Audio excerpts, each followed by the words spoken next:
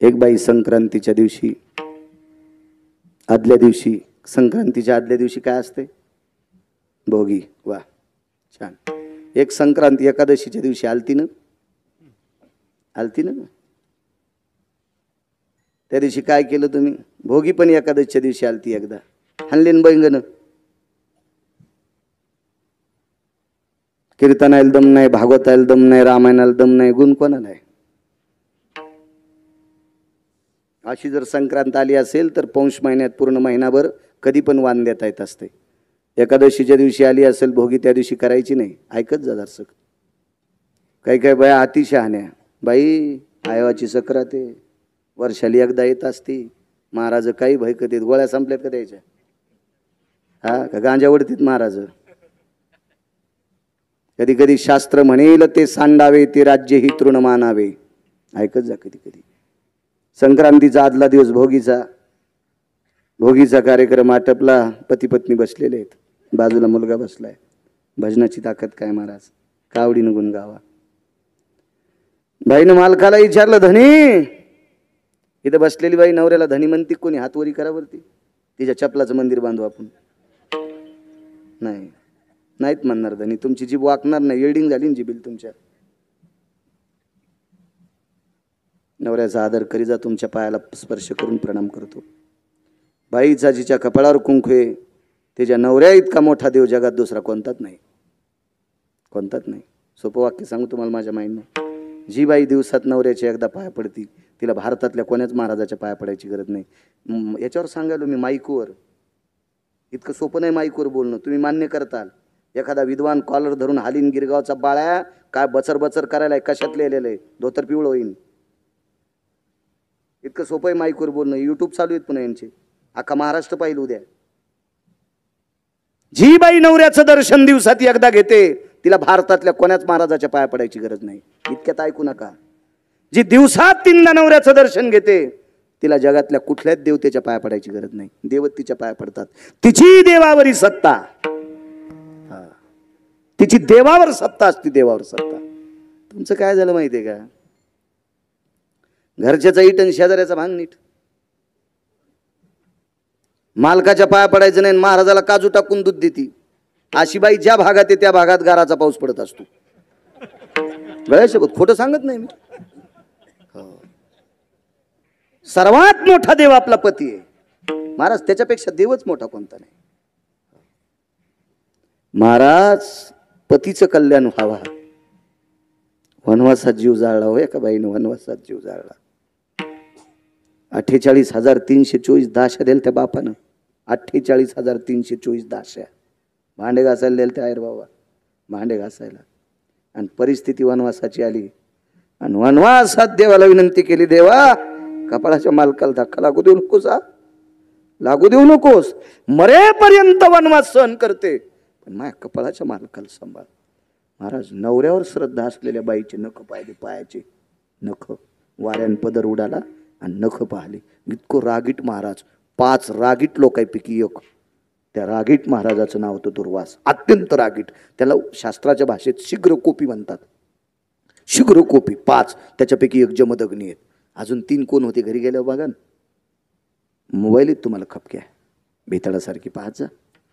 इचका ते 60,000 शिष्य घेऊन आले. मालकाला सांगितलं हो म्हणा. तिचे होता दरुशन आणि मिळे पोटभरी अन्न. ओंकार बुवा. नुसतं नख पाहलं नख दुर्वासानं तर 60,000 शिष्यासह गंगेत जेवायला बसले.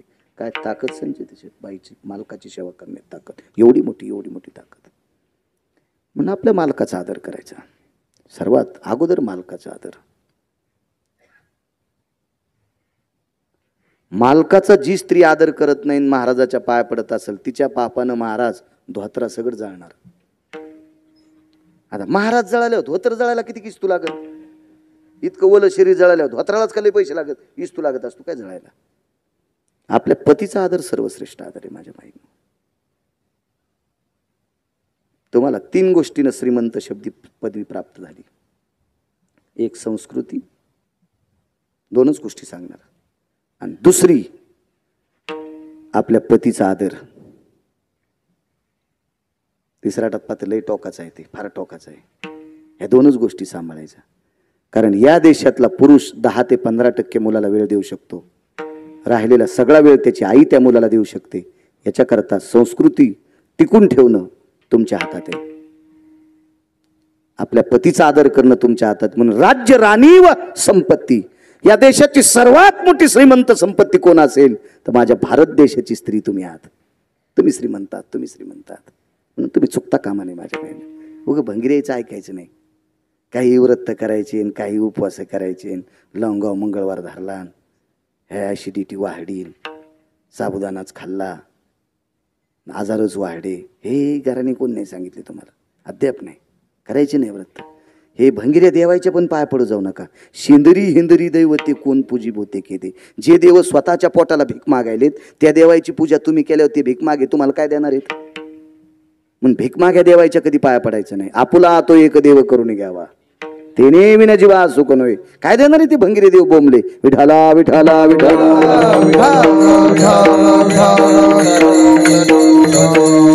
त्याच्या बॉम्ब टाकल्यावर तुम्हाला लय खसखस पिकती तुमची.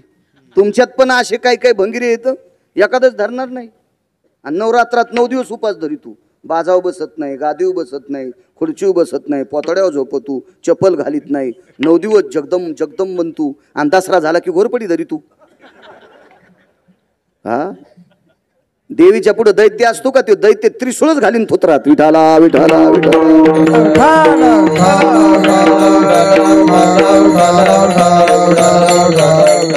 महाराज. या संप्रदाय सोंग नाही चालत. येथे नाही खोटा चालत परिहार. इथे खोटं नाही चालत, नाही चालत इथं खोटं. या संप्रदायात निखळ संप्रदाय, असा मोकळा मोकळा सरळ संप्रदाय, सरळ सरळ संप्रदाय. तुम्हाला एक सांगू माझ्या माईनं, इथं बसलेल्या एखाद्या सुनानं सासू सासऱ्याला स्वतःच्या लेकरा इतकं जर वेळेला जेवायला दिलं ना, तर पंढरपूरच्या 1 कोटी वाऱ्या केल्याचं पुण्य त्या सुनाला प्राप्त होते. 1 कोटी वाऱ्या केल्याचं, 1 कोटी. लिहून घ्या गिरगावच्या बाळ्याचं वाक्य. तुम्हाला जर चुकीचं सांगत असेल तर पाप माझ्या बोकांडीवर पडन ना. मी मूर्ख आहे का तुमचं पाप डोक्यावर घ्यायला? का गोळ्या संपल्यात माझ्या? हे सुद्धा पुण्य पुण्य पुण्य पुण्य. तुमच्यातल्या एका बाईनं सासऱ्याची कंबर धुतली होती, कीर्तनात सांगितलं होतं मी. हे माझं सगळ्यात जास्त कीर्तन मोह ऐकत आहे. चांगली गोष्ट आहे. कीर्तन नाही माझं, कीर्तन देवाचं असते, सांगायला बाळ्या असते. मला कीर्तन पपेज माय ऐकायची नाही. तुम्ही कशी ऐकतील? पपेज माय म्हणजे माझी बायको, ती नाही ऐकायची. तुम्ही कशी ऐकताल? सोयराबाई कंबर धुतली हो सासऱ्याची. सिद्धांत सांगू, आयर महाराज सासऱ्याने विचारलं, सुनबाई एक बोलू तुला. स्त्री ही 3च पुरुषाची कंबर धुत असते. एक मुलाची धुत असते, एक नवऱ्याची धुत असते आणि एक बापाची धुत असते. मुलीनं बापाची कंबर धुणं काही पाप नाही. मुलाची कंबर ताई धुतच असते. नवऱ्याची धुणं काही पाप नाही. पण सासऱ्याची कंबर, तुला लाज वाटली नाही? तुला मळमळ झालं नाही? तुला चिळस वाटली नाही? मी सून आहे असा काही भाव वाटला नाही? गालातली गालात हसली आणि सासऱ्याला सांगितलं, मामांजी कंबर धुवायच्या अगोदर तुम्हाला सासराच म्हणत होते, म्हणजे मामांजी म्हणत होते. आणि कंबर धुणं झाल्यावरही तुम्हाला मामांजी म्हणजे सासराच म्हणत होते. पण कंबर धुस तर तुम्हाला सासरा म्हणलेत नाही, तुम्हाला बाप समजिलं. तुम्हाला बाप समजिलं. मी नुसते एका कोटी वारीचं पुण्य सांगितलं तुम्हाला, नाही का? सासऱ्याला सासूला आदरानं भाकरी देणाऱ्या सुनाला 1 कोटी पंढरपूरच्या वाऱ्या केलेलं पुण्य. हा चिल्लर शब्द आहे, चिल्लर चिल्लर शब्द आहे. पुण्यच मोजता येत नाही. सासऱ्याची जीवनात एकदा कंबर धुतली, इथं कोणाही बसलेल्या माणसाला 5 लाख रुपये पट्टी करून देतो. त्यानं महिनाभर लुगडं नेसून तालुक्यात फिरायचं. माझ्याकडे पैसे नाहीत, मी काय तुमच्याच परिसरात भीक मागलं तुम्हाला देईल. हाय कोणी तयार? 10 लाख. घरात नाही लुगडं नेसायचा, तालुक्यात फिरावं लागेल लुगडं नेसून. आहे का भाऊ तयार कोणी? संजित शेठ आहे का भाऊ? आहे कोणी तयार? नाही. विश्व ज्याच्या ताब्यात आहे त्याला जगाचा पाप म्हणतात. 27 दिवस लुगडं नेसला सासऱ्याची कंबर धुणाऱ्या बाईच्या साड्या धुण्यासाठी. मी तर चिल्लर पुण्य सांगितलं तुम्हाला, चिल्लर. मग आपल्या घरात आपण चांगलं वागतो का? हे देवाचं भजन केल्याचं पुण्य आहे. आपलं नेमकं काय झालं? आपण घरातल्या लोकांशी भांडतो ना, हरिपाठ सगळे पाठ करायला. घरातल्या लोकांना नीट बोलायचं नाही, तुळशीला इडे घालायली, महादेवाला पाणी पहाटे 4लाच घालायली, सर्दी होईन त्याला, जरा कमी पाणी टाक. घरातल्या लोकांना नीट बोलून आणि पांडुरंगाला मुंजळावा आली, काय करते मान्य कसा करील तो? अद्याप नाही. ऐकायची धड नाही, तयाची परत्र पुसाची काही. जे रक्ताच्या नात्यात नीट वागू शकत नाहीत ते स्वर्गात नेण्याच्या लायकीचे असतात का? नाही. आदर करणं महत्वाचं आहे. काय सांगत होतो?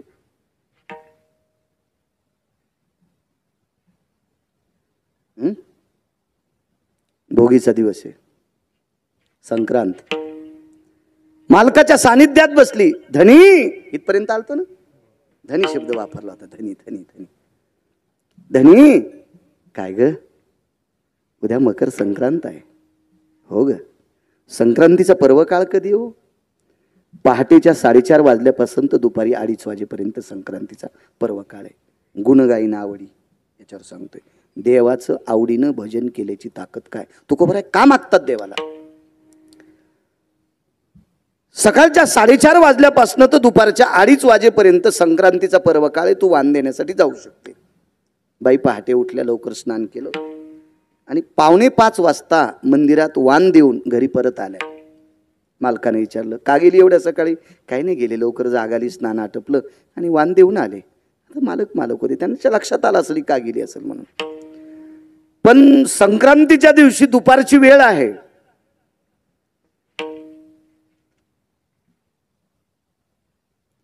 त्या छोट्याशा पर्णकुटीमध्ये एका लाकडाला टेकन देऊन ती आई बसलेली आहे. तिचा चिमुकला मुलगा तिच्या पुढे बसलेला आहे. आणि बसलेला असताना आईला एकांतात विचारलं, आई विचारू का गे? काय तू बाबांनी तुला सांगितलं होतं सकाळच्या 4:30 वाजल्यापासनं तर 2:30 वाजेपर्यंत दुपारी संक्रांतीचा पर्व काळे वाण आहे आणि तू फार अंधारात गेलीस गाई. एवढ्या अंधारात? शिवाय एकटी गेलीस ग तू? आई, संक्रांतीच्या दिवशी बायका नटून मंदिरात जातात ग, साड्या घालतात, नव्या नव्या दागदागिने घालतात. नसू दे आपल्याकडे दागिने, पण एकही बाई अंधारात गेली नाही. तू एकटी अंधारात का गेली ग? जाऊ दे ना बाळा, जाऊ दे, गेले. महाराज मुलगा दुरून बोलत होता. मुलगाच होता. दुरून बोलणारा मुलगा जवळ आला, आईला प्रणाम केला ना. आईला विचारलं, माय मी तर फारसा काही मोठा नाही, पण आतापर्यंत तुला दुःख होईल असं वागलो नाही. मग तुला दुःख होत नाही असं जर वागलो नसल तर एवढ्या सदाचारी मुलाला उत्तर फेकाफेकीचं का देते तू? मला इच्छा आहे तुझं उत्तर मला खरं मिळावं. तू अंधारात का गेली? दागिने नसू दे ग, सगळ्याच बायकांना दागिने असतात असा विषय नाही काही, पण बऱ्यापैकी बायका उजाड्याच्या नंतर मोठ्या सन्मानानं 4-2 जणी मिळून वाण देण्यासाठी जातात. तू एकटी गेलीस. मुलाला हृदयाशी धरलं आणि हुंदका दिला. तिला उचंबळून आलं. मुलाने आईच्या चेहऱ्याकडे बघितलं. तिचा चेहरा लालबुंद झालेला होता, रागानं नाही. तिच्या डोळ्याच्या कडा लाल झाल्या, ओल्या झाल्या आणि खळाखळा पाणी येत होतं. मुलाला हृदयाशी धरलं, सांगितलं, बाळा दागिने नसू दे रे, साडी नवी नसू दे, पैठणी नसू दे, पितांबर नसू दे, बनारस नसू दे, साधी साडी असू दे. मला साधी जरी साडी असेल जुनी तरी पण ती फाटकी आहे रे. आणि शिवाय ती दोन्ही जन्नूवर फाटलेली, मांडीवर फाटलेली आहे. मुलानं दुसरा प्रश्न केला, आई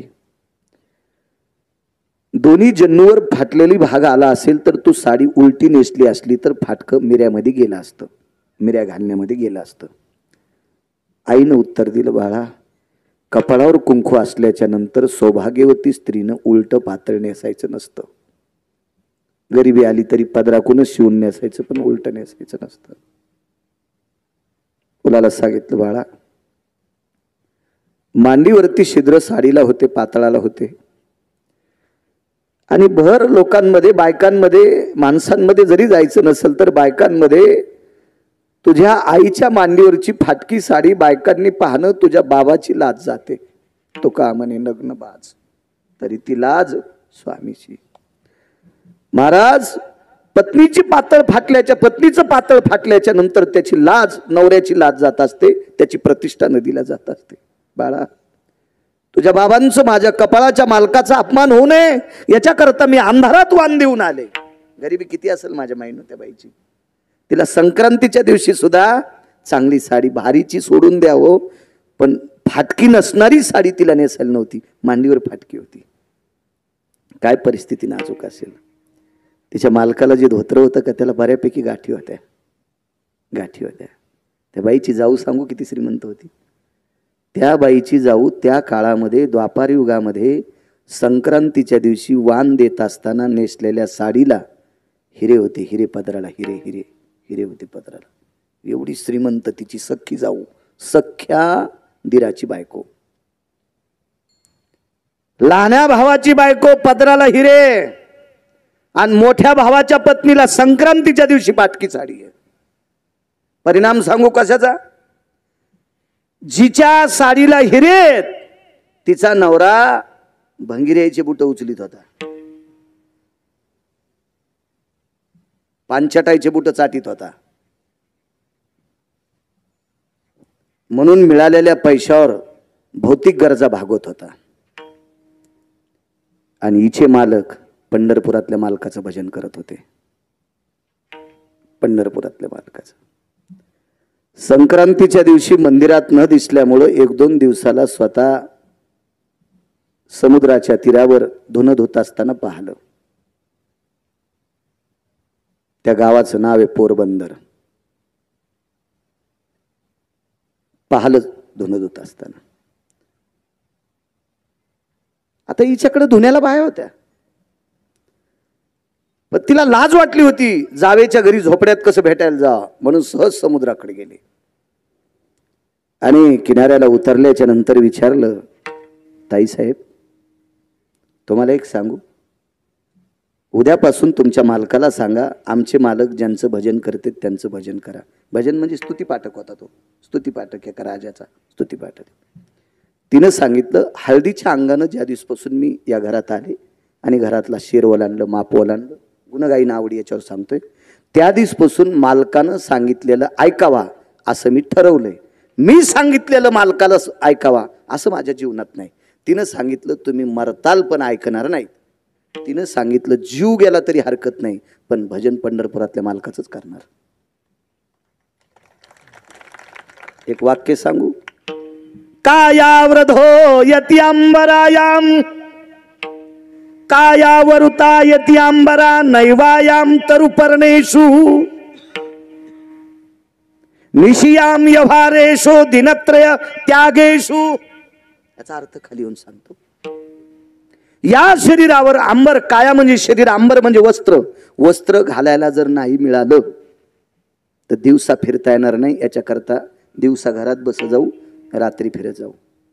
आणि दुसरा एक मुद्दा, तरुयाम पर्णेषु, झाडाची पानं अंगाला लावून राहू, पण कोणाचं भजन करणार नाहीत. भजन त्याचंच करू. ती म्हणली तुम्ही आशेचे, तुमचे नशीब. काय बाई आमचं नशीब फुटका असू दे, पण नाही, मी मालकाला म्हणणार नाही, त्याच्यापेक्षा मीच करणार नाही दुसऱ्याचं भजन. कोणाची स्तुती नका करू नरस्तुती, माझी परिसावी विनंती. महाराज चांगल्या लोकांना सांगितलंय, ऐका पंडित जन तुमचे वंदितो चरण. पाय धरून सांगितलंय, पाय धरतोय तुमचे पाय, नका करू नरस्तुती. तिने सांगितलं नाही करणार, नाही करणार. तिने सांगितलं नका करू, मरा असंच. असं म्हणल्यावर कालांतरानं हिचे मालक ज्या राजाची स्तुती करत होते ते राजेच मेलं, मारलं, परचक्र आलं, संपत्ती लुटून नेली, हिचंही सगळं लुटून नेलं. कुठं बसली माहिती आता ही नंतर? जगदंबेच्या मंदिरात. आणि जिच्या अंगावर संक्रांतीच्या दिवशी साडी नव्हती, तिची परिस्थिती सांगून काय झाली. पंढरपुरातले मालक एके दिवशी झोपेतून रात्री उठले. आईसाहेब बसलेल्या होत्या. देवाच्या अंगाला थोडासा स्वेद म्हणजे घाम आलेला होता. आईसाहेबांनी आपदागिरी वारली. देवाचा घाम कमी होत नव्हता. भगवान काय चिंता आहे, काही नाही ग लक्ष्मी, माझा एक वारकरी जीवनभर भजन करतोय ग, त्याच्या संसाराची परवड पाहा वाटत नाही, फार परिस्थिती नाजूक आहे त्याची. बघा वाटत नाही ग, कालच्या 15 दिवसात आलेल्या संक्रांतीच्या दिवशी त्याच्या पत्नीला अंधारात वाण द्यावं लागलं ग.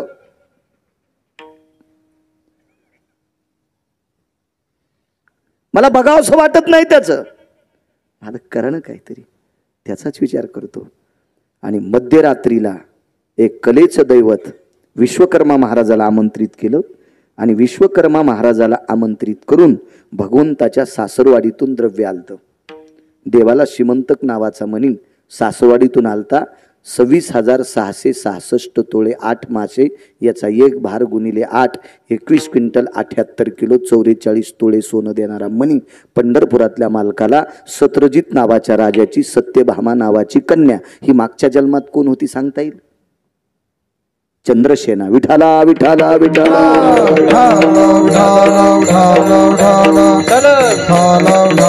आणि या सत्रजित राजाकडनं प्राप्त झालेला तो मणी 22.25 क्विंटल सोनं देणारा. काशीत अन्न सत्र केलं, अक्रूर घाट बांधला, अक्रूर घाटावर एका लिंगाची स्थापना केली, त्याला अक्रूरेश्वर लिंग म्हणतात. तीर्थाचा जीर्णोद्धार केला, मणिकर्णिका तीर्थ नाव पुढे प्राप्त झालं. असा मग कालांतरानं ते भांडारगृहात सोनं साठवलं आणि पंढरपुरातल्या मालकाने विश्वकर्मा महाराजांना सांगितलं, एका निष्ठावंत वारकऱ्याने जीवनभर भजन केलंय, त्याचं गाव सोन्याचं करा. त्याचं गाव सोन्याचं, गाव पूर्ण सोन्याचं केलं. गाव सोन्याचं केल्याच्या नंतर काही सोनं उरलं, काय करावं? काय नाही म्हणले, एका निष्ठावंत वारकऱ्याला दिले, वापस आणू नका, त्याचा मसनवाटा सोन्याचा करा. मसनवाटा सोन्याचा. कुबेराला गाव सोन्याचं आहे, मसनवाटा मातुड्याचा आहे. रावणाला गाव सोन्याचं आहे, मसनवाटा मातुड्याचा आहे. आणि वारकऱ्याला गाव सोन्याचं आहे आणि मसनवाटा सोन्याचा आहे. त्या वारकऱ्याचं नाव होतं सुदामदेव. शुद्ध भाव देखोनिया, गाव स्वर्णाचा दिला गा. पोहे निमित्त घातले बरं का, निमित्त घातले. पोह्यानं जर गाव सोन्याचा झाला असता तर मी तर 5-50 ट्रक पोहे वाटीन ना, बंधी रेल्वे वाटीन पोह्याची. कसं होईन गाव सोन्याचं? त्यासाठी भाव लागन, भाव. दृष्टांत संपला. श्रीमंत श्री जगद्गुरु तुकोबाराय विटेवरच्या मालकाला विचारतात, देवा अरे ज्याच्या पत्नीला संक्रांतीच्या दिवशी साडी नेसण्यासाठी नाही, सुदामदेवाला पूजेचं आमंत्रण आलतं. एका श्रीमंत घरी एका मुलाचं लग्न झालं आणि त्या लग्नातल्या सत्यनारायणाची पूजा करण्यासाठी सुदामदेवाला आमंत्रण आलं. तर सुदामदेव गेले नाही. मुलानं विचारलं, बाबा तुम्ही जर गेले असते तर आपल्याला थोडेसे तांदूळ आले असते वरुणाच्या खालचे. वरुणाच्या खालचे म्हणजे कळतात का? तांब्या टेकतात का, तांब्याच्या खाली जे तांदूळ असतात त्या तांब्याला वरुण म्हणतात. आणि ते तांदूळ किंवा गहू ते पूजा करणाऱ्याला असतात. तर आपण त्या तांदळाची आंबील 2 दिवस पेली असती. तर वडिलांनी मुलाला सांगितलं, बाळा सत्यनारायण सामान्य माणसाच्या मुलाचा असता तो गेलो असतो, पण फार श्रीमंताच्या मुलाचा होता रे. पाहुणे राहुणे महिला श्रीमंत आणि एवढ्या मोठ्या श्रीमंत लोक आहेत, आपली काय अवेलणार आहे? त्याच्यापेक्षा नाही गेलेलं बरं. आपण पाणी पिऊ रे, पाणी पिऊ, मिठाचा खडा चोखून राहू, पण नकोय. महाराज इतकी परिस्थिती, 18 विश्व दारिद्र्य, 18 विश्व दारिद्र्य, 18 विश्व दारिद्र्य. मग एवढी मोठी परिस्थिती द्या सुदामदेवाची. आणि त्या सुदामदेवाला गाव तर सोन्याचं दिलंस, मशानभूमी पण सोन्याची. कारण काय? ब्रह्मांडाचे मालक खाली उतरले आणि तुकोबारायच्या गळ्याला मिठी मारली आणि मानावर मान टाकून देऊन रडू लागले. आणि देवानं तुकोबारायला सांगितलं, तुकोबाराय माझ्या आवडीनं भजन केलं त्यानं. मग देवा आवडीनं भजन करणाऱ्या तुकोबारायानं, आवडीनं भजन करणाऱ्या सुदामदेवाचं, आवडीनं गुण गाणे म्हणजे भजन करणे, आवडीनं गुण गाणाऱ्या सुदामदेवाला संध्याकाळचं खाण्याचं नव्हतं तर गाव सोन्याचं देऊन मशानभूमी सुद्धा सोन्याची दिलीच. इतका आवडीनं गुण गाण्यात एवढी ताकद आहे, तर मग मला तरी दुसरं काय करायचं? मी सुद्धा तेच करीन. म्हणून मालक दुसऱ्या कडव्यात म्हणतात,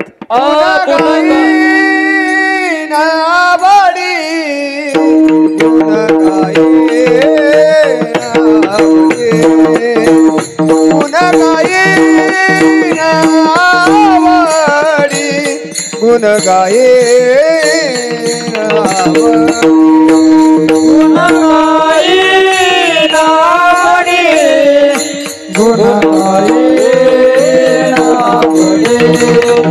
गुण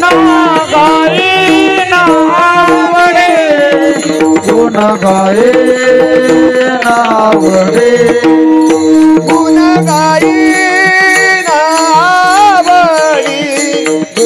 गायेना आवडी गुण गायेना आवडी गुण गायेना आवडी गुण गायेना आवडी गुण गायेना आवडी गुण गायेना आवडी गुण गायेना आवडी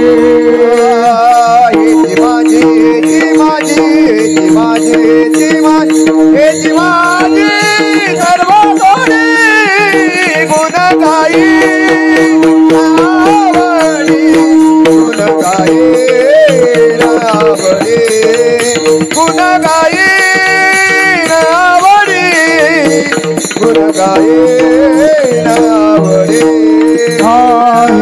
माझे माझे माझे माझे माझे सर्व थोडी गुण गाई आवडी गुण गाई आवडी गुण गाई आवडी गुण गाई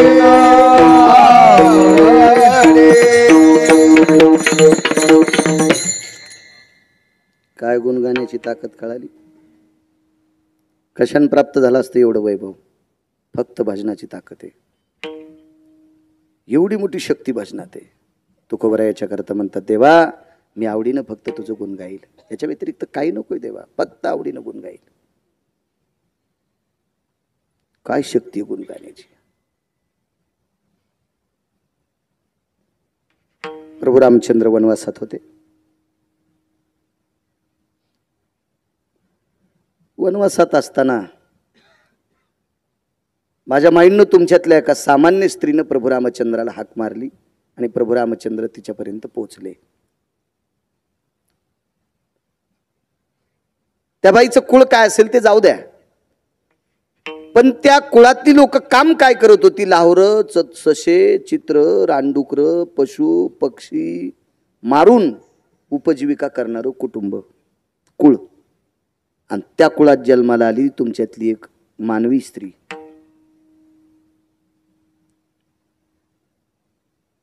त्यागावर आरूढ होती. मुनिश्री मतंगाचं दर्शन झालं, स्वच्छतेचा वसा घेतला. शासन आता सांगते एक पाऊल स्वच्छतेचा, असंच काहीतरी असतं शासनाचं. आपला परिसर स्वच्छ करा, आता सांगते शासन. त्रेतायुगात स्वच्छतेचा संदेश दिला एका भिल्ल कुळातल्या बाईनं, लाहोर सशी रानडुकर धरणाऱ्याच्या कुळातल्या पोरीनं. तिचं नाव होतं शबरी. आणि कलियुगात स्वच्छतेचा संदेश दिला मंगळवेढ्याचे मालक श्रीमंत श्री संत चोखोबाराय. स्वच्छतेचा संदेश त्यांनी दिला.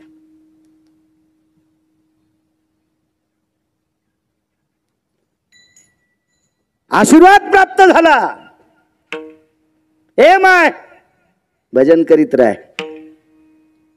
काय भजन केलं? फक्त रामनामाचं, रामकृष्ण नामाचं भजन केलं, रामनामाचं. जीवनभर भजन, जीवनभर भजन. आला भेटील देव महाराज, देव भेटीला आला. देव भेटीला आल्याच्या नंतर देवाची काय पूजा करू, काय काय पूजा करू, काय ते का तुमच्या आमच्यासारखं थोडंच काम होतं. शेजारणीनं झाड लावलं आणि ती उठायच्या आधीच हिनं फुलं तोडले. शेळीचाच दुसरा अवतार. म्हणजे पाणी तिनं घातलं, हिनं फुलं तोडले. चोर सोसायटीचे अध्यक्ष. दुसरी शेपुडीत न. शेळ्याला कळत नाही, शेळत तुळस खाती, काही खाती. शेळीला कळत असतं काय? चोरून फुलं देवाला व्हायला पावत असतात का? देवाच्या अंगावर दगड टाकले इतकं पाप लागत असतं. कोण सांगितलं तुम्हाला दुसऱ्यात फुलं चोरायचे देवाला व्हायचे? आगाऊपणा करायचं नाही इथून पुढे असा.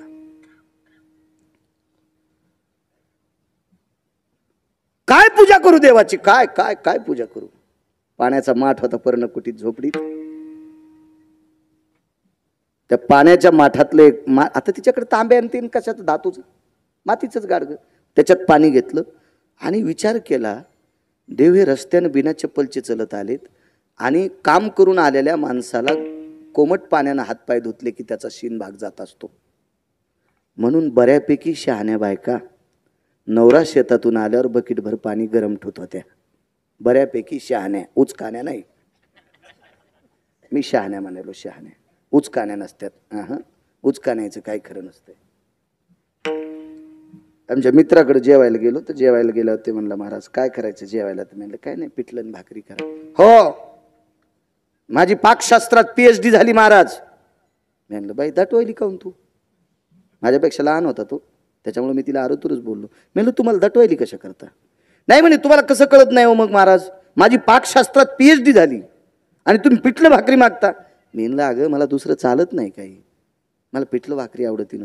तुझी PhD झाली म्हणल्यावर तुला पिठलं भाकरी? मला काही पण येत आहे, पिठलं भाकरी काय? म्हणलं मग कर. भाकर तर केली भारताचा नकाशा, केलीच असते गोड.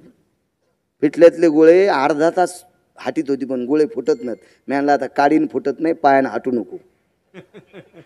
आणि तिची पाकशास्त्रात PhD झाली. हिला ज्यानं PhD पदवी दिली का त्याला नदीला हाणायला पाहिजे होतं. जिला पिठल्यातले गोळे फुटत तर तिला PhD पदवी द्यायला रुमण्यानं हाणायला पाहिजे होतं त्याला, रुमण्याने. ह्या आशयाचाच उता आला हो जास्त. जेवायला बसलो, म्हणलं जाऊ द्या, भाकरी कशी जरी केली तर भाजली चांगली होती. मला बंदी तर खाचीच नव्हती, मोडूनच खाची होती ना. पण भाकरी मोडताना तुटच न, आणि तुटली कोणती कोणतं तिचा तुकडाच निघणं. म्हणजे एका भाकरीत 14 केस निघले. मी एके दिवशी सहज म्हणलं, अरे श्याम, हे श्याम, तुझ्याकडं जीवनात कधी एकदा जेवायला आलो तर एका भाकरीत 14 केस. तुला माहित नाही म्हणे बाळू, माझ्या बायकोला राहाचा लय नाद आहे, टापटीप राहते ती. म्हणलं मग भाकरी करताना बी डोस काहीच रीती का? हा, एका भाकरीत 14 केस निघले म्हणलं, भाकरी करताना डोस कर. वा वा वा वा, धन्य. काय नाही महाराज, काय त्याच्यात काय एवढं असतंय, संसार येते. म्हणलं हो, आम्ही बी लग्न बायासोबतच केलेत ना. हो, आम्ही काय शेळ्या संघ वाघारी संघ थोडीच लग्न केलीत. म्हणलं नाही म्हणे महाराज तुम्हाला काय सांगाय. म्हणलं मला काय सांगू तू, मी का संन्यासी का, माझं लग्न झालेलं आहे ना. नाही काय काय असे दाबून नेते, काय करते नाही नेऊन. उचकाण्याला माणसं बेजार असते. ज्याच्या जीवनात बायको उचकानी भेटली का त्याला बंगल्यात मसन वाटा असतो, आणि ज्याच्या जीवनात बायको सात्विक भेटली का त्याला जंगलात पण स्वर्ग असते. हो, इथं बसल्या बसल्या कळतंय नवऱ्याला खालीवरी कोण बोलतात. तुम्ही 5 जणी उभ्या राहा, पटकन उभ्या राहा. तुम्ही मला नाव सांगणार आहे मी, माग पाऊत नकोय बाई, उभी राय. तू नवऱ्याला शिवी देतीस, हार तुर बोलतीस, मला टकटक दिसायलीस चुडेलीन दिसल्यावानी. पण गाव सामायिक सप्ताह असतात, तुम्हाला उभं केलं असतं. आता हे कसं आहे, हे विश्वनाथ भाऊचं नाव जाईल. पुन्हा लोक म्हणतील तुम्ही हो महाराज आणलाच काऊन होता, आम्हाला कीर्तनात त्यानं उभंच काऊन केलं. पण तुम्हाला एकूण एकीची शपथ आहे, उद्यापासून नवऱ्याला आरतुर बोल नका. तुम्हाला मी चौघीला पाहिलं पण मला पुन्हा 25-25 जणी दिसल्या काचाटल्या त्याला वाटलं आपलं बी नाव घेतो काय. मला लगेच कळाल्या, या माय गोळ्या थोड्या संपल्या. मला पाहिल्या पाहिल्या कळतं, चेहरा पाहिल्या पाहिल्या पाहिल्या. एखाद्या कोपऱ्यात आहेत 2-3 जणी, टकटक दिसायला, टकटक. घाम येऊच नका, मरण एखादी. काय तुम्ही 100-200 कीर्तनकार वांगे चिरून भाजी करून खाल्ले तरी काय पुण्य भेटन तुम्हाला? नवऱ्याला खालीवरी बोलवतो तुम्ही. ज्याच्या जीवनात पत्नी सात्विक त्याचं जीवन गोड राजीव, गोड गोड गोड गोड गोड. काय बाई होती. गरम पाणी आता कुठून? म्हणून स्फटिकाच्या शिळेवर रामचंद्र बसले. गुण गाई नावडिया, देवाचं गुण गाण्यात ताकद काय. वेळेच्या पुढे मिनिटभर जाणार नाही, आत अर्ध्या सेकंदानं पण सोडणार नाही. आपल्या वेळेत मापात पाप नसावा. श्रद्धेनं कार्यक्रम केला एवढा मोठा, कशाला त्याच्यात आगावपणा करायचा. बरं ठीक आहे, 10-5 मिनिटं कीर्तन आगाव केलं तर काय लगे मीटर जळायला गिरगाव करायचं. हे मीटर तर कोणी दिलंय? पंढरपुरातल्या मालकानं. मग त्यानं मीटर बंद केल्या, उद्या कीर्तन करतो का बाळू? त्यानं नुसता कॉक बंद केला की झालं बंद. करू द्या 10-5 मिनिटं त्याचं. येरी तरी भंगिरे 2-2 वाजू तर मोबाईल इचकीत बसलेतच. हा काय द्यायचा सासरा मुख्यमंत्री आहे लगे, इतके पाहिलेत ते मोबाईल मध्ये. काय बायको तर 17 भाईच्या मिरच्या तोडायला जाती. आपण त्या मालकाचं भजन 10-5 मिनिटं आगाव केलं काय आपल्या जोडीत दोंडा पडायला. काय सांगू लागलो? स्फटिकाच्या शिळेवर मालकाला बशिलं. पंढरपुरातले मालक मर्यादा पुरुषोत्तम प्रभू रामचंद्र. आणि देवाचे पाय असे तळहातावर घेतले आणि देवाच्या पायावर डोकं ठेवलं. डोळ्यातून पडलेलं पाणी कोमट गरम असते. मग आनंदाचे अश्रू असू की दुःखाचे अश्रू असू, पण पाणी कोमट गरम येत असते, कोमट गरम. आणि डोळ्यातल्या पाण्यात साजूक गरम पाण्यानं विटेवरच्या मालकाचे कृतात्रेता युगात भगवान प्रभू रामचंद्राचे पाय डोळ्यातल्या पाण्यानं धुतले. परिणाम असा झाला महाराज, पाणी माझ्या माईंनं पांढरं पडत होतं, हाताहून खाली पडलं की लाल होत होतं. शबरीनं विचार केलाय, पाणी कसं काय असं असेल, लाल का होत असेल, डोळ्यातलं पाणी तर माझ्या पांढरे, माझ्यात काही दोष असेल का. पण अलगत वाकून देवाचे तळवे पाहिले तर त्याला जखमा झालेल्या होत्या. कारण पितृ आज्ञेकरता प्रभू रामचंद्र वनवासात 14 वर्ष 27 दिवस बिना चप्पलचे गेलते, बिना बुटाचे गेलते. काय महाराज, आई वडिलाचा आदर्श सांभाळण्यासाठी जगाचा पाप बिना बुटाचा आणि बिना चप्पलचा चालतोय. आपण किती मायबापाचा आदर करायला पाहिजे. देव जर आई वडिलांना एवढा आदर करत असेल तर आपण का नाही आदर करायचा आई वडिलांचा. महाराज शबरीने विचार केला, माझा विश्वाचा बाप आहे, जगाचा बाप आहे, याला किती त्रास आहे. सहनच झालं नाही आणि त्याच्या पायावर प्राण सोडला. महाराज नुसतं भजन नाही केलं तर भजनाविषयी, देवाविषयी प्रेम किती होतं. काही प्रेमाची व्याख्या वर्णन करता येत नाही. एके दिवशी श्रुतीने आणि उद्धवानी द्रौपदीला प्रश्न केलता. श्रुती आणि उद्धव, तसे बऱ्यापैकी लोकांचा प्रश्न आहे पण दोघांचा सांगतो. श्रुतीने आणि उद्धवानी द्रौपदीला प्रश्न केला, द्रौपदी तुला देव श्रेष्ठ का पती श्रेष्ठ. ए द्रौपदी, तुला देव श्रेष्ठ का तुझा नवरा श्रेष्ठ. द्रौपदीनं सांगितलं, माझे मालक, माझा नवरा, माझे पती श्रेष्ठ आहेत देवापेक्षा. मला श्रुतीनं पकडलं अडकी त्यात. उद्धव हा भगवंताचा मित्र आहे, 9 भक्तीपैकी एक सूत्र आहे उद्धवाचं. आणि त्या उद्धवाने कैचित पकडलं, श्रुतीने कैचित पकडलं. द्रौपदी, कपाळावर कुंकू असताना पतिव्रता स्त्रीने पदराकडून नाटी फाडत नसतात आणि तू देवाच्या बोटाला पदराकडनं नाटी फाडलीस, त्या अर्थी तुला देव श्रेष्ठ आहे, पती श्रेष्ठ नाहीत. द्रौपदी थोटावून सांगते, श्रुती माते ऐक, तू स्त्री आहे, मी स्त्री आहे, माझं मनोगत लक्षात घे थोडंसं, मला माझे पती श्रेष्ठ आहेत देवापेक्षा. श्रुतीनं सांगितलं आगावपणा करायचा नाही, हे साप खोट आहे. श्रुतीने उद्धवाला सांगितलं, तुम्ही रोज सोबत आहात, विचारा हक्कानं, तुम्हाला ती दादा म्हणते. उद्धवानं सांगितलं, ताई चंद्र सूर्य तोपर्यंत तुझं नाव जाईल, तुला देता असेल तर उत्तर दे, अन्यथा तू मन माझ्याच्यानं चुकलंय, श्रुतीला असं म्हण. द्रौपदीनं सांगितलं, चूक तिला इतकी केली नाही, त्या अर्थी मी श्रुतीला नमस्कार करणार नाही. उद्धवानं सांगितलं, मग ताई साप चूक केली ना ग. श्रद्धा सांगतो, श्रद्धा नुसतं भजन नाही केलं महाराज, श्रद्धा होती त्याच्या पाठीमागे, भाव होता, आवड होती. आवडीशिवाय, प्रेमाशिवाय भजनाला किंमतच नाही. प्रेम जर नसेल, आवड नसेल, भाव नसेल, त्या भजनाला काय किंमत आहे. उद्धवाने विचारलं, ताई देवही तुला ताई म्हणतो, मी सुद्धा ताई म्हणतो, आमचं बी थोडंफार नाव जाणार आहे, याच्यापेक्षा खुलासा करून टाक, नाही तर सरळ श्रुतीला म्हण माझ्याच्याने एकदा चुकले. ऐक श्रुती, ऐक उद्धव दादा, ऐक ग श्रुते, ऐक, मला माझा पती श्रेष्ठ आहे. श्रुतीनं सांगितलं, द्रौपदी रडून जिरू नकोस, मी भावनेशी खेळायशी आले नाही. पती जर श्रेष्ठ असेल तर कपाळावर कुंकू असताना पदराकडून नाटी का फाडली. तर द्रौपदीनं सांगितलं, श्रुती पदराकडनं नाटी कपाळावर कुंकू असल्यावर फाडायला नव्हती पाहिजे ग श्रुती, पण लक्षात ठेव, या कपाळावर कुंकू किती दिवस ठेवायचंय हे ज्याच्या हातात आहे त्याच्या बोटाला चिंदी बांधण्यासाठी नाटी फाडली. त्याला श्रुती माती इचकीत होती, माती. महाराज इतकं प्रेम देवावर बी होतं आणि पतीवर बी होतं. आणि भजनही त्याच प्रतीत केलं ना. पांडव भजन करत होती, पाहती पांडव अखंड वनवासी, परी त्या देवाशी आळविती किंवा आठविती, भजन करत होते. शबरीनं नुसतं भजन केलं नाही तर भजनाच्या पाठीमाग ज्याचं भजन करत होती त्याच्याविषयी आवड किती होती. महाराज देवाला जिनं जन्म दिलाय का त्या माईपेक्षा शबरीची जास्त प्रेम होतं. तुम्हाला 3 माई सांगतो देवाच्या. 7व्या अवतारात कौशल्याचं रामाविषयी जर प्रेम पाहिलं तर राम वनवासाला गेले हे कौशल्याला माहिती. कौशल्या माता रडल्या, आहेर बा प्राण नाही सोडला, फक्त रडल्या. ओंकार बा प्राण नाही सोडला. कौशल्या माता वनवासाला प्रभू रामचंद्र जात असताना शोक केला, रडल्या रडल्या, इतक्या रडल्या की भिंत पाजरत होती पाषाणाची, पण प्राण नाही सोडला. पुढचा मुद्दा ऐका दुसऱ्या अवतारात. भगवान श्रीकृष्ण परमात्म्याला वसुदेव गोकुळात नेत असताना देवकी माता रडल्या, प्राण नाही सोडला. देवकी माता रडल्या, प्राण नाही सोडला. तिसरी माता ऐका, ही पालन करणारी आई आहे, तिचं नाव आहे यशोदा. 11 वर्ष 53 दिवस हिच्याकडे राहिला. चेंडूच्या निमित्तानं यमुनेच्या डोहात उडी मारली. कृष्ण डोई बुडाला ग.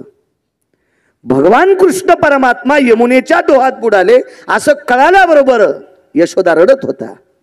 मागे सरे माय पाऊला पाऊली. रडत कृष्णासाठी होती आणि माग सरकत होती. पुढं का सरकत नव्हती? तिला माहित होतं याच्यात काली आहे. रडत होती पण प्रेम कोणावर करत होती? स्वतःवर.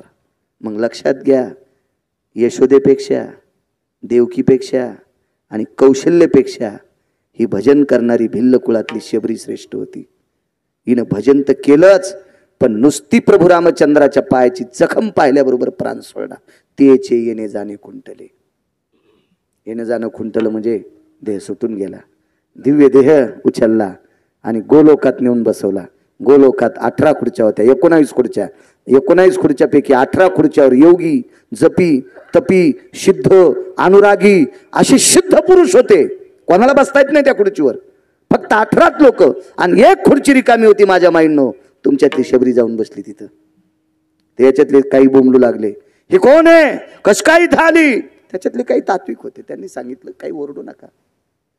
इथे येण्यासाठी वाहन लागत नाही, इथे येण्यासाठी जिना नाही, इथे येण्यासाठी दरुजा नाही.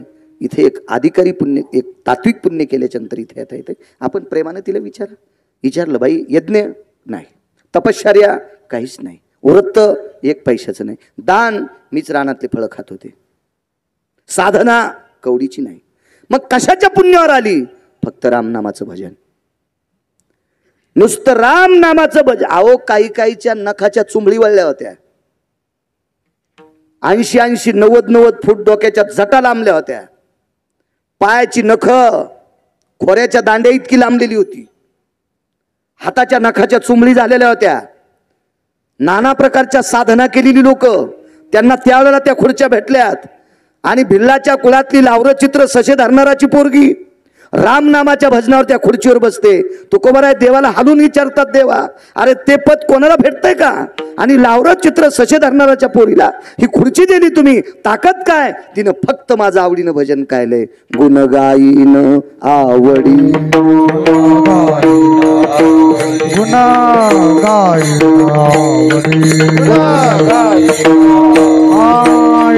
माझी सर्व जोडी, माझी सर्व जोडी, माझी सर्व जोडी, माझी सर्व जोडी, माझी सर्व जोडी. गुना गाईना आवडी, गुना गाईना आवडी, गुना गाईना टाळ टाळ टाळ तुझी माझी सर्व जोडी, तुझी माझी सर्व जोडी, गुना गाईना गुना गाईना तुझी माझी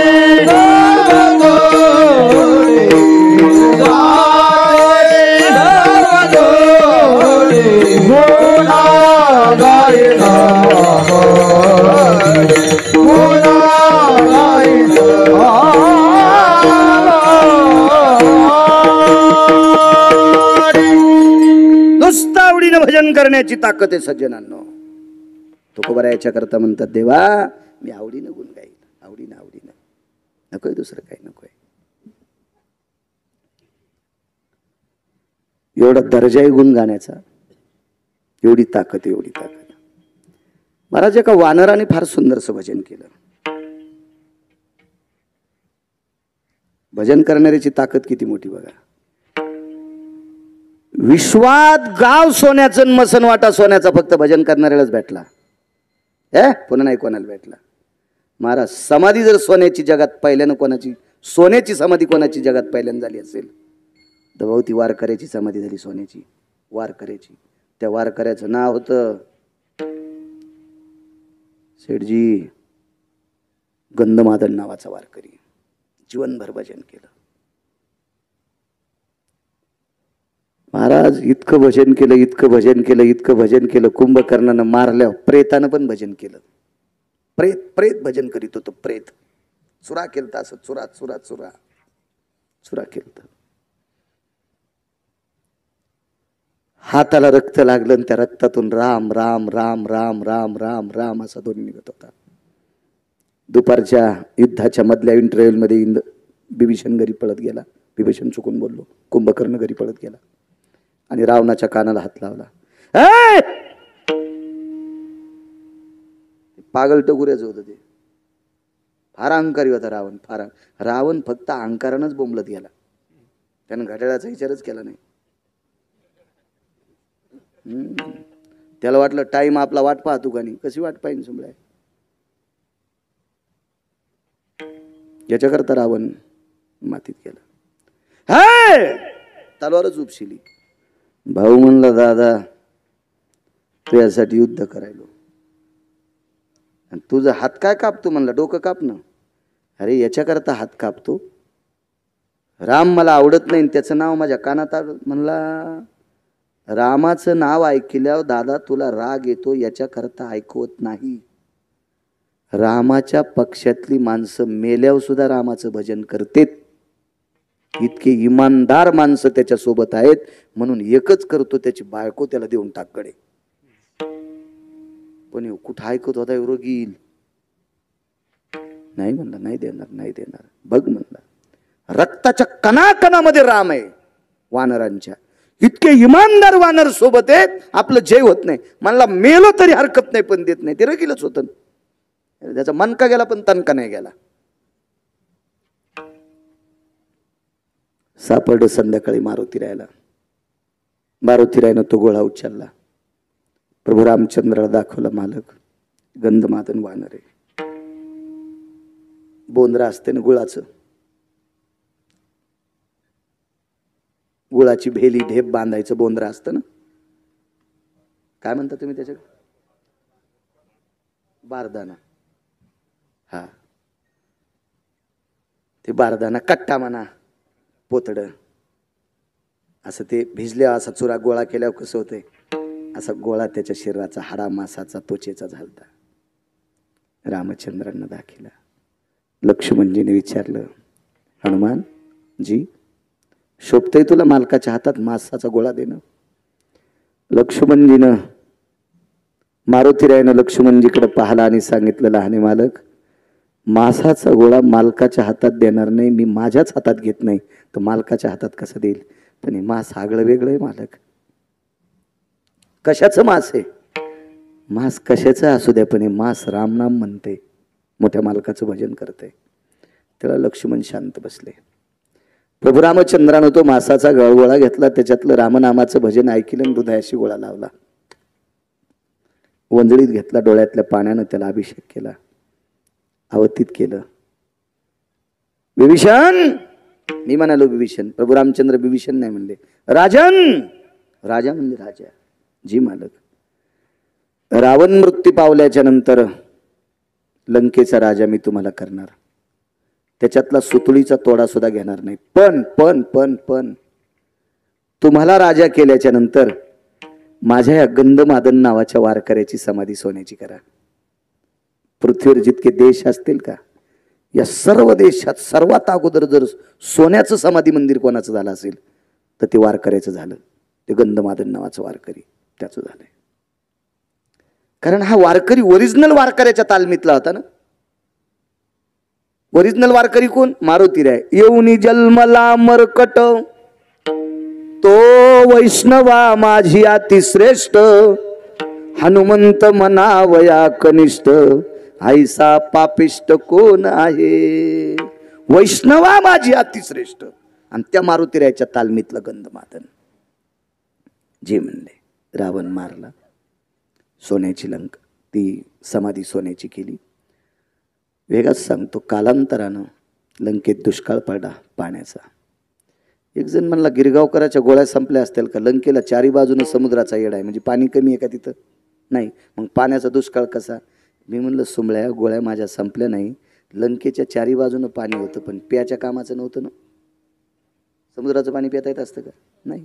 आणि पिण्यासाठी पाणी पर्जन्याचं लागतं, पावसाचं लागतं. आणि खंड आवर्षण पडलं. प्रभू रामचंद्राला पत्र गेलं.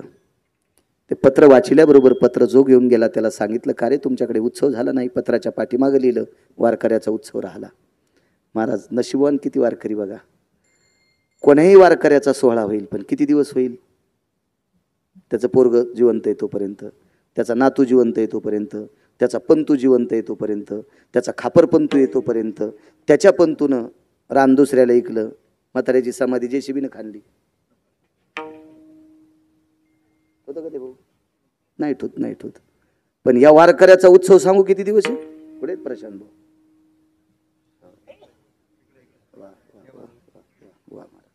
ह्या वारकऱ्याचा समाधी उत्सव किती दिवस आहे सांगू तुम्हाला? कारण ज्याला उत्सव करायला लावलाय तो अमर आहे. विभीषण मरत नाही, 7 चिरंजीवापैकी एक आहे. आणि चंद्र सूर्य आहे तोपर्यंत गंधमादनाचा समाधी सोहळा चालूच राहणार. अशा माणसाला लावून दिले.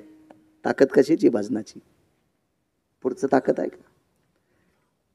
समाधी सोहळा चुकला, एक आवर्षण पडलं. विभीषणाला सांगितलं समाधी उत्सव करा. घरातली सगळी लोक समुद्र स्नानाकरता गेली. पहाटे समाधीचा उत्सव झाला. तो दिवस होता चैत्र महिन्यातली तृतीया. तो दिवस होता चैत्र महिन्यातली तृतीया. आणि या चैत्र महिन्यातल्या तृतीयेच्या दिवशी समाधीचा उत्सव त्या दिवशी येत नसतो. पुन्हा शंका हालताल की तृतीयेच्या दिवशी उन्हाळ्यात युद्ध चालू होतं का? माणसं वकील नाहीत. चांगलं किती झालंय त्याच्यापेक्षा फाटलंय किती याच्या मागे जास्त लोकांचं लक्ष असते. पण आदेश दिला म्हणून उत्सव त्या दिवशी केला. मी याच्याकरता सांगतोय, आपल्या आईची पुण्यतिथी कोण्या दिवशी असेल, कोणाच्या वडिलांची पुण्यतिथी कोणा दिवशी असेल, कोणाच्या आजोबाची पुण्यतिथी कोण्या दिवशी असेल, कोणाच्या आजीची पुण्यतिथी कोण्या दिवशी असेल, त्या दिवशी तुमचा एक पाहुणा विधी करून जेव घालत जा. पण या एकादशीच्या उत्सवामध्ये त्यांच्या स्मृतीला उजाळा देण्यासाठीच उत्सव करत जा. ही परंपरा टिकत राहील. तसा त्या दिवशी पुण्यतिथी उत्सव नव्हता, पण आपल्याच्यानं चुकला याच्याकरता पुण्यतिथीचा 16-10 पर्यंत आटपला. आणि दुपारच्या 12-1 वाजता समाधीतनं आवाज देवाला गेला, देवा जीवनभर तुझं आवडीनं भजन केलंय, नुसत्या तोंडानं नाही देवा. मेल्याच्या नंतर रक्तातला कण कण भजन करत होता. आस्ती मज्जा तंतू अंगावरचा रोम न रोम वानराच्या हाड राम राम म्हणायचे. आणि इतक्या निष्ठेनं तुझं भजन केलंय. आणि तुझ्या भजन करणाऱ्या वारकऱ्याचा उत्सव ज्या नगरीतला राजा करतोय, त्या राजाला जर पाणी प्यायला नसेल तर ह्या वारकऱ्याला काय किंमत आहे? चैत्र महिन्याच्या कडकडत्या उन्हात तृतीयेच्या दिवशी आभाळ आलं आणि विभीषणाची नंकेची तृप्तता होईल इतका पाऊस पडला. ताकद कोणाची? वारकऱ्याची. निसर्ग कोणी बदलला? वारकऱ्यानं. वारकरी कोणाला म्हणतात? भजण्याला. भजन्या कोणाला म्हणतात? आवडीनं भजन करणाऱ्याला. मग आवडीनं भजन करणाऱ्या गंधमादन वानरानं पशुच्या कुळात जन्म घेतला. योनी जन्मला मरकट, पशुची योनी. या पशुच्या योनीत जन्मलेल्या वारकऱ्यानं लंकेतल्या चिरंजीव राजाला पाणी द्यावा इतकी निष्ठेनं भजन करणाऱ्या पशुरूपी वानरात वारकऱ्यात इतकी ताकद आहे देवा. मग मला दुसरं देतोच कशाला? गुण गायेन आवडी, गुण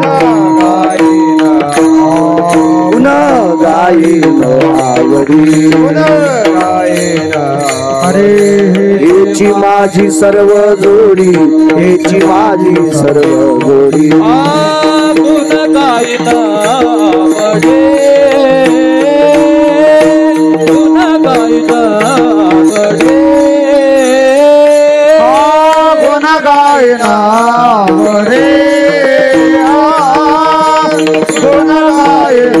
आवडी, गुण गायेन आवडी, गुण गायेन आवडी, गुण गायेन आवडी.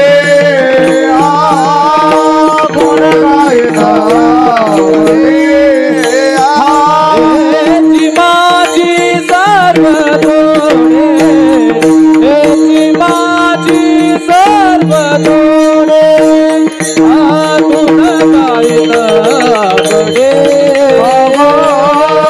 गुण गायन आवडे, हेची माझी सर्व थोडे, हेची माझी सर्व थोडे, गुण गायन आवडे, गुण गायन आवडे,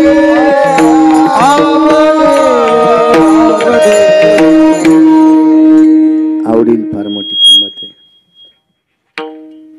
तुम्हाला जर कोणी लग्नाला बोलिलं आणि लग्नाला गेले आणि ज्यांना आमंत्रण दिले तो जर तुम्हाला जेवायला बसा नाही म्हणला, पोराचा बाप पोरीचा बाप जेवायला बसले आणि तुम्हाला जर जेवा नाही म्हणले, तुम्ही जेवता का? का नाही जेवत? कसं नुकतीचा वास येतो का? हा, चपात्या वाळून गेलेल्या असतात का? नाही. कशामुळे जेवत नाहीत माहिती आहे का? प्रेम नसल्यामुळं. मग मला सांगा, तुमच्या माझ्यासारख्या सामान्य माणसाला जर प्रेम आवडत असेल तर देवाला किती प्रेम आवडत असेल? याच्याकरता आवडीला महत्व आहे. आमच्या सासरवाडीतून मला एकदा आमंत्रण आलं, म्हणे जावाई जेवायला या. मला काही जाणं झालं नाही, आंब्याचे दिवस होते आणि आमची सासरवाडी ओलांडून पलीकडे एक गाव होतं आणि तिथं मला कीर्तन होतं. कीर्तन असल्यामुळे जिथं कीर्तन आहे त्यांनी सांगितलं, महाराज आम्ही तुमचं कीर्तन ठेवलंय, तुम्हाला आमच्या इथं जेवावं लागेल. मी उगच म्हणलं त्यांना मंगळवार आहे, मला काय नसतं, मी असे काही उपास धरीत नाही. कशाला उपास धरायचे? ज्ञानोबर आहे तुकोबर आहे सांगते तेच उपास, त्याच्या व्यतिरिक्त नाही. कशाला हात लावायचा नाही, इचू निघत असते. पण उगच म्हणलं, ते राग येऊन येईन त्यांना. म्हणलं मला मंगळवार आहे. ते म्हणले कसं काय? म्हणलं आमची इथं कुलाचार आहे. जगदंबेला म्हणलं माफ कर बाप्पा, एवढ्या बार सासरवाडीतल्या लोकांचं समाधान होण्यासाठी माफ कर. आलोत तिकून आम्ही दोघं तिघं होतो, उतरलोत. पाहिली सासरवाडी अशी. दारातून आतमध्ये गेलं तर घरी कोण नव्हतं. बसलो त्या बाजाव. शेजारणीनं आमच्याकडे पाहिलं, मग आमच्या सासरवाडीतले कुठेतरी गेलेले होते, त्याला सांगितलं तुमच्या घरी एक पांढऱ्या शिपीत धोतरावालं कोणतरी आलंय. लागली सासूबाई तिकून. मी दृष्टांतातली सासू सांगायलो, वाक्य नीट ऐका. मी काय भंगिऱ्या जावा आहे काय? सासरवाडीत मसडी आल्या बोंबलत झाला. दही खाला आणि दुधासाठी आपला तिथं बॉके आहेस का काय म्हणलं.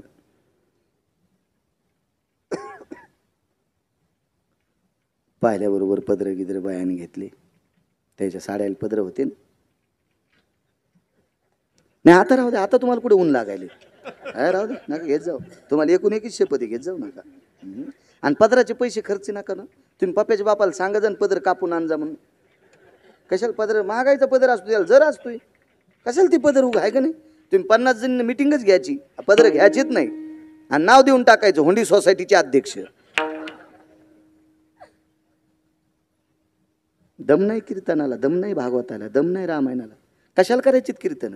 महाराजाला पाकिट देऊन महाराज श्रीमंत करण्यासाठी? या देशातल्या 2 गोष्टी तात्विक आहेत. पैसे अब्जानं जरी असले तरी डायरीच्या पुढून ठेवायचे नाही. डायरीच्या पुढून पैसे ठेवणारा भिकारी नाही, भिकार चोट असतोय. म्हणून पैसे झाकून असावा, ही लक्ष्मी आहे. आणि देशाची स्त्री सर्व अंग कपडे घातलेली असावा. तुम्ही देशाची संपत्ती आहात, संपत्ती आहात, देशाची संपत्ती आहात तुम्ही, संपत्ती. फार मोठे आहात माझ्या माईनं तुम्ही, फार मोठे आहात, फार मोठे आहात. माझ्या रयतेचा राजा तुमच्यातल्या एका पवित्र स्त्रीच्या पोटात 9 महिने राहिला. काय पवित्र आहात तुम्ही. धर्मनिरपेक्ष महाराणा प्रताप तुमच्यातल्या एका पवित्र माऊलीच्या पोटात 9 महिने राहिले. ज्ञानोबा राय तुकोबा राय तुमच्यातल्या एका पवित्र माऊलीच्या पोटात 9 महिने राहिले. बघाय मोठ्या लोकांचं जीवन. महाराज, या विश्वातल्या हिऱ्यांना 9 महिने पोटात सांभाळायची ताकद या पवित्र देशातल्या स्त्रीची, पवित्र देशातल्या स्त्रीची आहे. तुम्ही फार मोठे आहात माहीत, माझ्या माहीत फार मोठे आहात, फार मोठे आहात.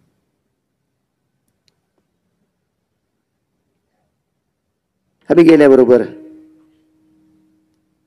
जेवायला केलं, पुरणपोळ्या. अचानक गेल्यामुळं आंब खेळा असल्यामुळे आंबे काही मिळाले नाही. मग पुरणपोळीन गावरान तूप. आवड सांगायलो, आवड आवड.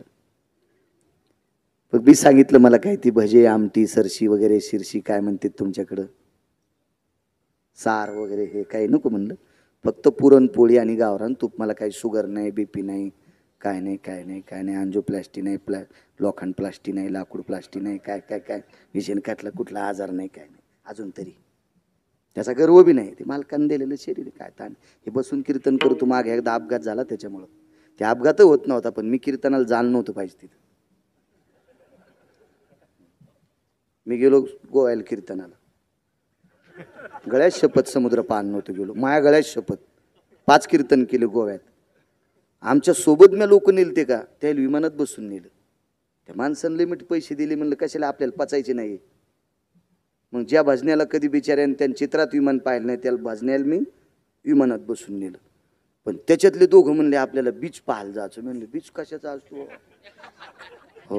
आणि ते बीच पाहायला गेल्यावर नवऱ्याच्या हातात बाटली आणि बायकोच्या हातात बाटली, आणि कपडे जरा काही हिशोबात नव्हते. आणि त्या बीचवरल्या कमी कपड्याच्या बाया पाहिल्या, तितक्यात पापानं आमची गाडी उलथली. हो, ते दुसऱ्यानं पाहायला नेल्यामुळं नुसती गाडी उलथली. आणि मलाच जर पाहाचा उल्हास असता तो वाचत नव्हतो. देव म्हणला असता बाळ्या कशाला कीर्तन करायला, समुद्र पाहायला चालला बोंबलत. तर मुद्दाम कीर्तनाचे पैसे खर्चून समुद्र पाहण्याला जाणाऱ्याला कुठं कुठं संसार जळण देव जाणी बापा. हो, या लोकांनी श्रद्धेने दिलेले पैसे कुठं नाही खर्चायचे महाराज, ते अंगावर फुटत असतील. गाडी उलटल ती 4 फेब्रुवारी 2019ला 4.5 तासांनी जिवंत घोषित झालो. हे बॉईल जिनला क्रॅक आहे म्हणून बसावं लागते. नाही माहीत काय लायकी, माझं वय थोडंच बसायचं. मी चालतोय, मला चालताना काही त्रास होत नाही. मी वारीत चालतोय. कृपा आहे तुमची सगळ्यांची. चला मग गावरान तूप, गरम गरम ताटात पोळी, सोबत असे 2-4 जण. तेल चमच्यान तूप वाढ, चमच्यान वाढ. आणि मला रिचीला डबा. मग ते राग आला सोबतच्याला असं कसं म्हणावं. बरं तोंडावं म्हणावं तर सासरवाडी. मग मला राग आला, यायच्या इथलं तूप डब्यात ठोचत नाही. संचाल नाही खाऊ दिलं तरी आपण सगळं खाच. तूप वाढा, तूप वाढा म्हणल्यावर जेवढं गरम झालं तर तेवढं पडलं, बाकीचं कुठं पगळत नाही. मग चुलीच्या जवळ डबा ठेवला तूप गरम करण्यासाठी. आणि ते साईडचा डबा गरम झाल्यावर भोवतालचं गरम झालं, मधला गोळा तसाच होता. ते टाकता टाकता अर्धा किलोचा गोळा सगळा ताटात पडला. आवड सांगायलो, आवड आवड. गुणगाईन आवडी, आवडील किती किंमत आहे. ताटात अर्धा किलोचा गोळा पडल्यावर सासू सासूच होती. तिला वाटलं बाई हे महाराज हे चट खाते. तूप कोणाला नसते खाता येत. तूप खाण्यासाठी शरीर बी त्या लायकीचं लागते. असंच एक जण मला म्हणला, लय तूप खाता हो. मग काय झालं, खातो ना. काय बाहेरचंच आणतात, बाहेरचंच खातात. म्हणलं काय हरकत नाही, तू आमच्याकडे, तुला जीव घालतो. त्याला 3 वाट्या तूप खाऊ घातलं आणि शेतात गेलो. डबा घेतला आणि ऊसात गेला. येतो म्हणला. 19 वर्ष झाला अजून नाही आमच्या इथं आला. ते का पचत असते का त्याला, त्याला ताकद लागत असती. अर्धा किलो तूप पडलं.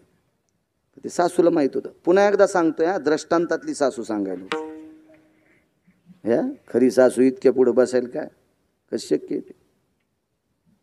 आणि शहाण्या सासून जावायच्या पुढे जाऊच नाही. फोनवर बोलत असन तर वा वा.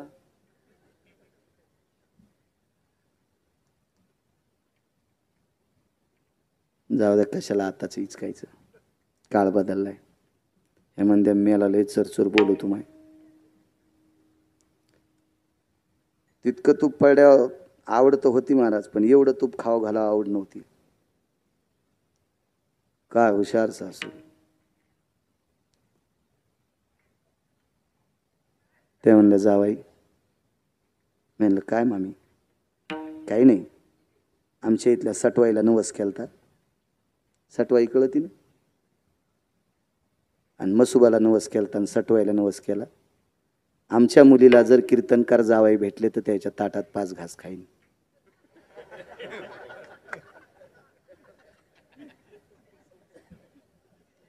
अरे मी म्हणलं आवड होती आणि अर्धा किलो तूप पडव सगळं जावायला खाऊ द्यायचं ना. खाऊ वाटतंय. मसुबाल नवस केला.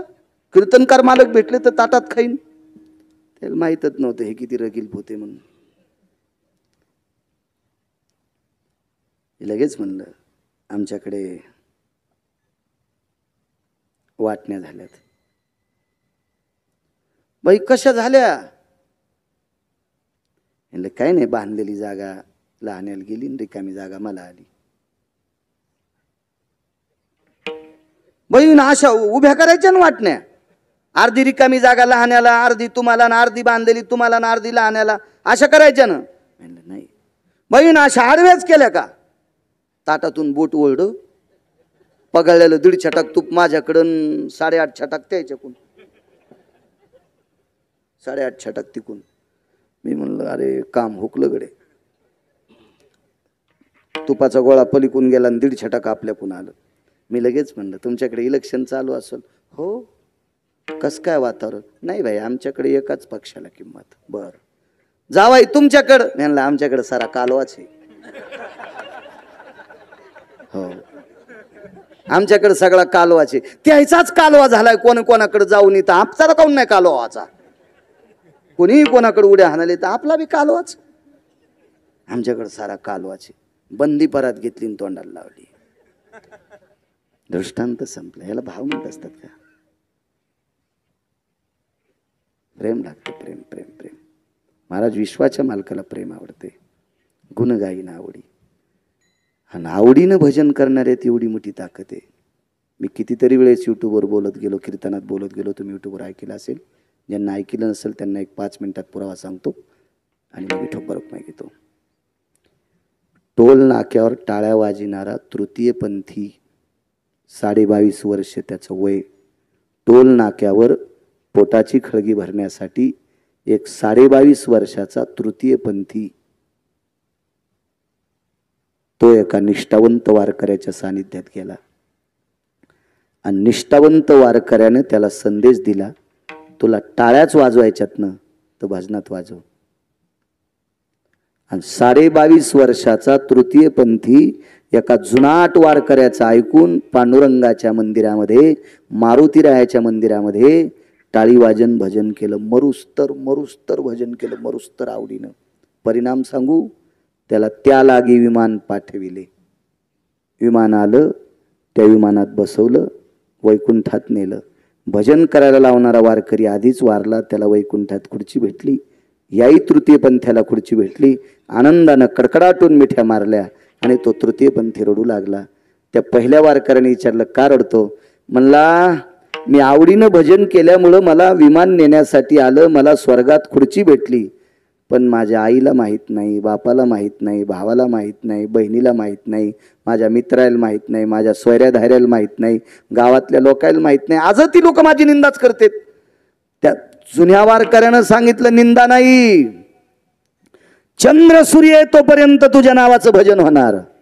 कानो पात्रा खोदू पिंजारी तो दादू भजनी आभेदू हरीचे पायी.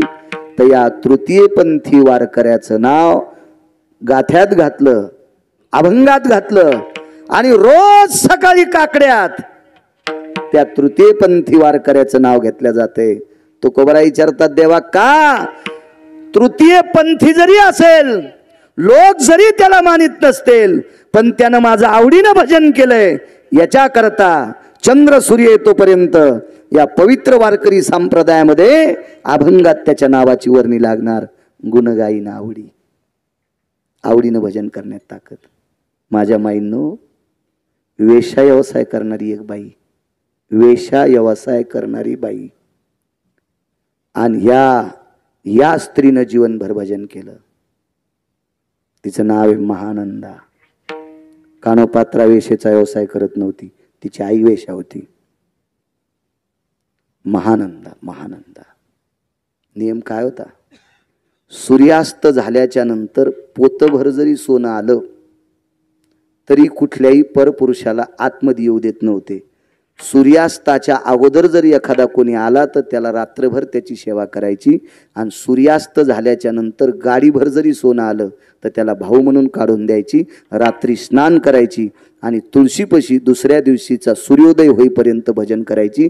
भजन एकटीनं करत असताना कालांतरानं एक माकड आणि कोंबडं पाळलं. तर त्या ज्या दिवशी हिच्याकडे एखादा परपुरुष आला नाही त्या दिवशी ती पवित्र अधिष्ठानात राहून सोहळ्यामध्ये भजन करायची. तर पहाटे उजडेपर्यंत तिचं भजन चालू असायचं, आणि या भजनामध्ये माकडाचे नख तुटुस्तर नाचायचं आणि कोंबड्याचे नख तुटुस्तर नाचायचं. वाराणसीला विश्वनाथाच्या मंदिरात जाण्याचा योग आला. शेवटची पूजा घडली आणि मंत्रपुष्पांजली देवाच्या अंगावर पडत असताना वानराच्या अंगावर पडली. हिच्याबरोबर त्यालागी विमान पाठविले. कोंबडं बाजूला उभं होतं. वानरान जाता जाता सांगितलं, लांब बांधलो तर खाना अक्षदा, त्यालागी विमान पाठविले. महाराज निष्ठेनं भजन करणारी वेश्या, तिला तर विमान पाठिलं, पण हिच्यासोबत चंचल वानर आणि जीवनभर उकंडेऊ करणारं कोंबडं, तुका म्हणे झाली कोंबड्याची परी. ह्याही कोंबड्याला आणि माकडाला भजन करणाऱ्या स्त्रीसोबत विमानात जाता आलं. ताकद कशाची आहे? गुणगायीन आवडी, म्हणून आवडीनं भजन करण्यात एवढी मोठी ताकद आहे. आजचा हा परम पावन पवित्र हरिदिनी, या पवित्र हरिदिनीच्या तुम्हाला कोटी कोटी शुभेच्छा. माझ्या विश्वाच्या मालकाची कृपा हो, जगन्निवासाची कृपा हो, निवृत्तीदादांची कृपा हो, त्र्यंबक राजाची कृपा हो, भगवान गणेशाची कृपा हो, जवळ अधिष्ठान जगदंबेचं आहे त्या जगदंबा माऊलीची कृपा हो. या परिसरातला यती योगी जपी तपी सिद्ध अनुरागी सर्वांची कृपा हो. हा प्रांत भगवान प्रभू रामचंद्राच्या पदस्पर्शाने पुनीत असणारा प्रांत आहे. माझ्या विश्वमालकाची कृपा हो. आजचा पवित्र दिवस वडाळी भोई या नगरीतील आदरणीय श्री कुशाबा कारभारी आहेर, श्री वसंत भाऊ असतील, भाऊसाहेब भाऊ असतील आणि विश्वनाथ भाऊ, हे 3 सुपुत्र आणि यांचे वडील कुशाबा आपल्या मातोश्रीचं मोठ्या श्रद्धेनं 7वं पुण्यस्मरण आजचं एकादशीचं औचित्य हरिदिनीचं औचित्य साधून मोठ्या आनंदाने रात्रीच्या वेळेला सगळी लोक येत असतात. एक भाव असतो. दुपारी जर श्राद्ध केलं तर पत्रिका नसल्याच्या नंतर माणसाला यावं वाटत नसतं. त्यांना माहीत असते आपल्याला पत्रिका नाही, आता यांच्याकडे जेवावं लागेल आपल्याला, अशी भानगड असती. रात्री केल्याच्या नंतर काही संबंध नाही ना, फक्त आवडीचं असेल, वक्ता त्यांना आवडला, लोक येत असतात मोठ्या श्रद्धेनं. पंचक्रोशीतून तुम्ही एवढी मोठी माणसं आलात, तुम्हा श्रोत्यांच्या चरणी सुद्धा साष्टांग प्रणिपात करतो. कारण विश्वनाथ भाऊ दुकानदाराचा देव असतो गिऱ्हाईक, दुकानदाराचा देव असतो गिऱ्हाईक, आणि वक्त्याचा देव असतो श्रोता. सज्जनांनो, तुमच्याशिवाय आम्ही सोबत नसतो. म्हणून प्रभू तुम्ही महेशाची मूर्ती. एवढा जरी किती अभ्यास असेल आणि लोक जर पुढे बसत नसतील तर कोणाला सांगतो तू? बाप्याच्या माईला.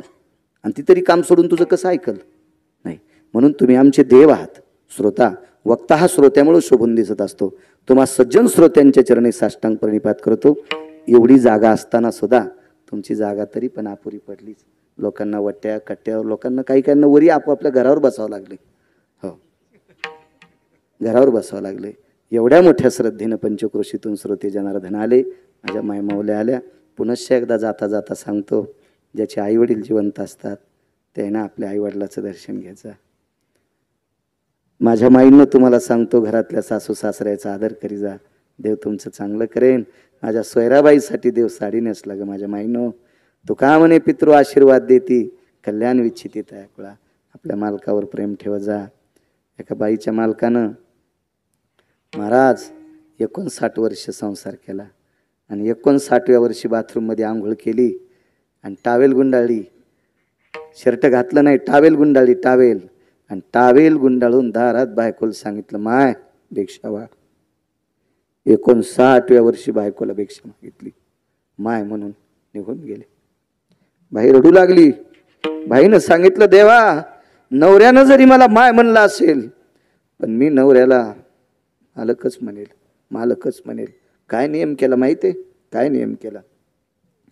मालक गेले त्याच्या 3ऱ्या दिवसापासून रोज पहाटेचं जेवण, सकाळचं जेवण असतं का 10 10:30चं, या जेवणाच्या वेळेला 2 ताटं लावायची. एका ताटामध्ये जे काही कण्या आंबाड्या घुगऱ्या असतील, रोजचा केलेला स्वयंपाक, ते ताट त्याच्यावर तुळशीचं पान ठेवायचं आणि ते पान देवघरात ठेवायचं आणि झाकून ठेवायचं. आणि एकच